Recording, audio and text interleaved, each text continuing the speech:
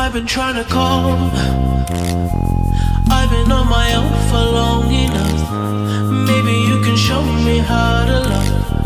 Maybe I'm going through withdrawals. You don't even have to do too much. You can turn me on with just a touch, baby. I look around, see the city's cold and empty. No one's around to judge me. I can see clearly when you're gone. I said. Mi nombre es Viver Roquenizo Samuel y hoy les hablaré sobre la clasificación y composición química de polímeros y resinas. Para esto debemos entender primero al polímero como el material constituido por moléculas formadas por el encadenamiento de un elevado número de unidades estructurales llamadas monómeros, y a la resina la vamos a entender como la sustancia orgánica de consistencia pastosa, pegajosa, transparente o translúcida que se solidifica en contacto con el aire. Esto puede ser de origen artificial o de origen natural. Las artificiales se obtienen por mediante procesos de polimerización. ¿Esto qué quiere decir? Que las resinas también son polímeros, con ciertas características particulares, pero no dejan de ser polímeros. La clasificación los podemos clasificar de diferente forma. El siguiente organizado gráfico nos ayudará a describirlo mejor.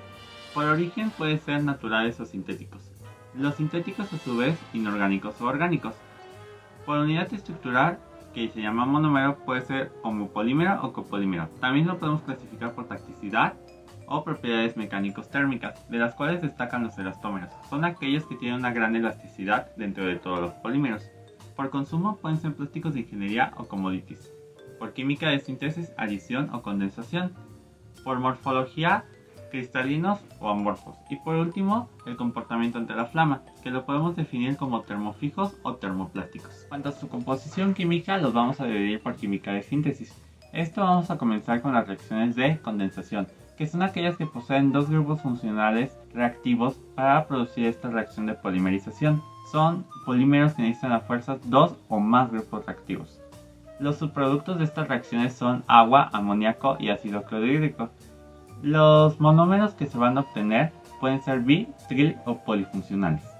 Los policondensados sintéticos que se obtienen de estas reacciones son poliamidas, poliésteres, siliconas o resinas fenólicas. La siguiente reacción de química de síntesis es la adición, que estas poseen dobles o triples enlaces, que a su vez se abren los enlaces para formar cadenas poliméricas más grandes. Por ejemplo, el etileno se convierte en polietileno, el propileno en polipropileno y el estireno en poliestireno. Esta es formación de radicales libres. Las etapas de reacción de esta reacción de síntesis es la iniciación y propagación, con una terminación de tres posibles causas, como son la transferencia de cadena, desproporción y apareamiento. Dentro de otras reacciones podemos distribuir también las reacciones de polimerización de acción radical y la polimerización de acción iónica, que es una velocidad más elevada de reacción dentro de las reacciones de adición. Dentro de esta acción iónica podemos dividirla en aniónica o atiónica, que tienen diferentes compuestos para producir la velocidad de reacción más elevada.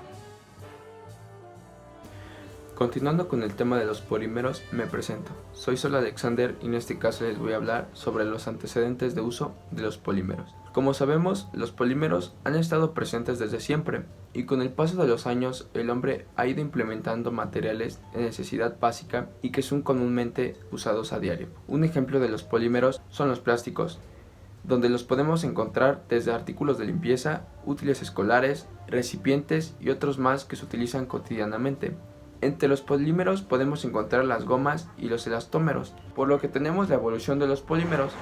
Los polímeros son macromoléculas denominados monómeros. De este lado tenemos los naturales y los artificiales, y una característica de ellos es que los naturales dan inicio a los artificiales.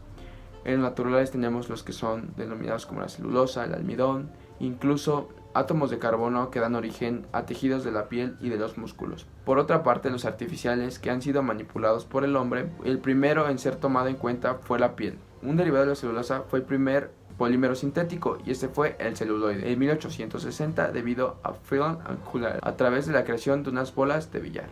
Siguiendo con los polímeros sintéticos, al ser descubiertos La mayor parte de la industria en su momento tomó un gran interés sobre estas macromoléculas y sus derivados, por lo que en 1909 el químico Leo Baekeland creó el primer plástico sintético, la baquelita, que era resistente al agua y a disolventes y no era un conductor. Y los primeros plásticos se inspiraron en la creación en los años 30 debido a los ingleses a través del gas etileno, y con ayuda de gas y presión se obtuvo el polietileno, mientras que en Alemania el poliestireno utilizado mayormente en vasos. Al poliestireno expandido se le conoce como telgopor. Un ejemplo muy grande de un polímero sintético e importante fue el nylon, que en 1930 con la Segunda Guerra Mundial fue de mayor utilidad, pero muchas empresas, debido a que su capital estaba más basada en la guerra, su interés del nylon fue más visto en el uso de las tecnologías aéreas, en este caso de paracaídas o incluso algunas partes de aviones. Buen día, maestro y compañeros. Yo soy Leonardo Salazar y les voy a hablar del uso de los polímeros y las resinas. Hablar del uso de los polímeros en el día a día es muy simple, ya que los polímeros los podemos encontrar en todos lados. Lo podemos encontrar tanto en revestimientos, adhesivos, materiales estructurales, materiales para la ingeniería, y lo podemos ver también en cosas tan simples como el envasado, nuestra ropa, los electrolitos, también en cosas un poco más complejas como los supercondensadores eléctricos, los conductores, materiales de óptica no lineal, soportes sólidos para síntesis orgánica. También lo podemos ver en aplicaciones más científicas como lo es la medicina y en algo cotidiano en gente muy activa como lo es en los deportes. Cuando toca hablar de las resinas, tenemos distintos tipos de resinas, dentro de los cuales les voy a mencionar algunos y sus propiedades. Iniciando por las aminas. Las resinas generadas a partir de aminas presentan buena resistencia al calor, a solventes y a químicos. Posteriormente tenemos a los policarbonatos, que dentro de sus propiedades es un material que tiene un índice de refracción alto, así como estupendas propiedades químicas en condiciones eléctricas y térmicas. Hablando de las poliamidas, podemos encontrar que tienen características de un moldeo sencillo, el cual genera productos fuertes, resistentes y ligeros. Hablando de los celulósicos, podemos ver que tienen una magnífica dureza, gran resistencia al impacto y baja conductividad térmica. Siguiendo con el cloruro de polivinilo, tenemos excelentes características físicas, una gran resistencia química, es sencillo de procesar y resaltan sus costos relativamente bajos. Hablando de los fluorocarbonos, tienen un bajo coeficiente de fricción, así como una permeabilidad y absorción a la humedad, de entre los que resalta su magnífica inercia química y baja fuerza dieléctrica. Siguiendo con las siliconas, cuentan con una buena estabilidad térmica y oxidativa, son flexibles y tienen estupendas propiedades eléctricas, principalmente por la inercia que manejan.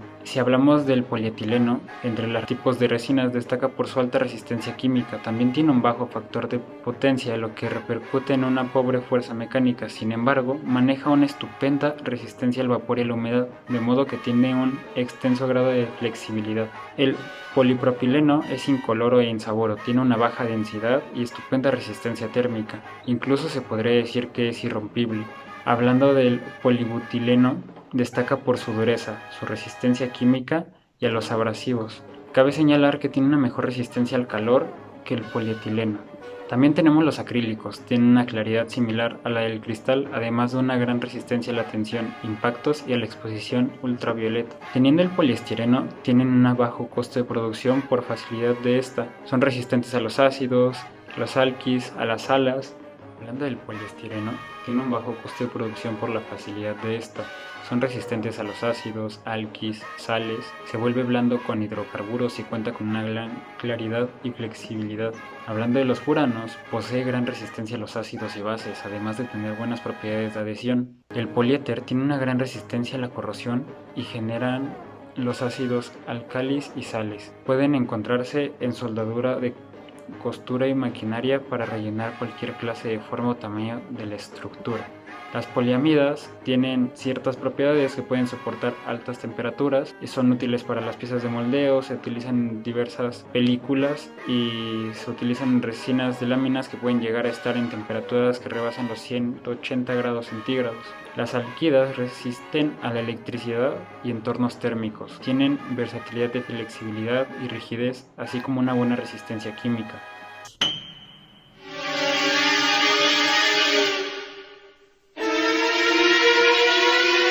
Muy buenas tardes compañeros, mi nombre es Montero Hernández Aldo Yael y hoy les voy a estar hablando sobre la contaminación de polímeros y resinas. Sin duda alguna, estos son los más contaminantes del medio ambiente, ya que fueron elaborados por el hombre y tuvieron que ser llevados a cabo por procesos químicos.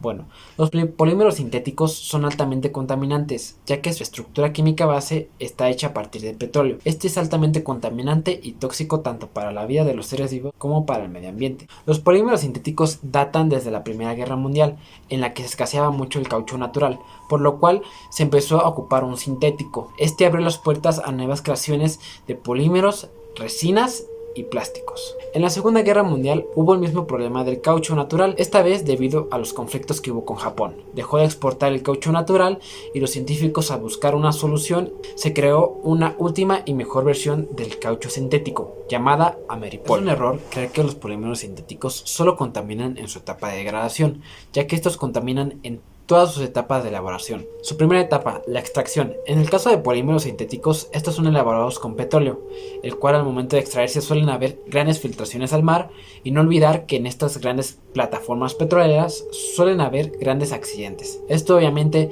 termina por matar la flora y la fauna de sus alrededores. Su segunda etapa, el procesamiento. Al ser combustionados liberan gases tóxicos y nocivos para el medio ambiente, flora y fauna.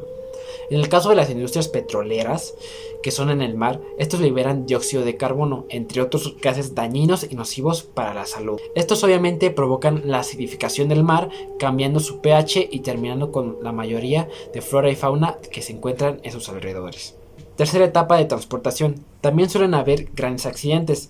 Estos pueden ser transportados por barcos o por camiones. Hay una alta posibilidad de que ocurran accidentes. Por consecuencia, terminan de contaminar todo el mar. Si el transporte es por camión, la contaminación viene por parte del consumo de benzina en automóviles o camiones, en este caso. Veremos algunos ejemplos de polímeros que contaminan para el medio ambiente en su etapa de degradación. Como primer ejemplo tenemos el polietileno y el polipropileno, utilizados para hacer bolsas plásticas y envases. Estos demoran mucho en degradarse, por lo tanto su presencia en el mar es altamente notoria. Cientos de miles de tortugas y ballenas, entre otros animales marinos, han muerto debido a la ingesta de estos productos. Como segundo ejemplo, el caucho, utilizado en neumáticos, llantas, artículos impermeables y aislantes. Su combustión produce dióxido de carbono y otros gases tóxicos. Suelen haber incendios descontrolados en su elaboración, lo cual destruye la flora y la fauna de la zona. Tarda más de 500 años en degradarse. Como tercer ejemplo tenemos el teraftaltato de polietileno, conocido como PET, utilizado para hacer envases de comida y bebidas. Este llega al grado de tapar el drenaje de algunas zonas rurales o urbanas. Cabe recalcar que este es reutilizable. Como cuarto y último ejemplo tenemos el policloruro de vinilo. Este, al igual que otros plásticos, para alcanzar su máxima flexibilidad se utiliza un compuesto químico llamado faltato.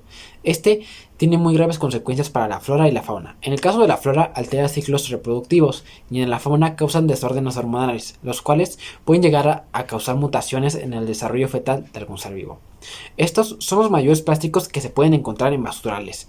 En algunos países pueden llegar a cubrir hasta un 60% de estos, como es el caso de Bangladesh. La incineración de este puede liberar cloro en el aire, el cual está presente hasta en un 30%.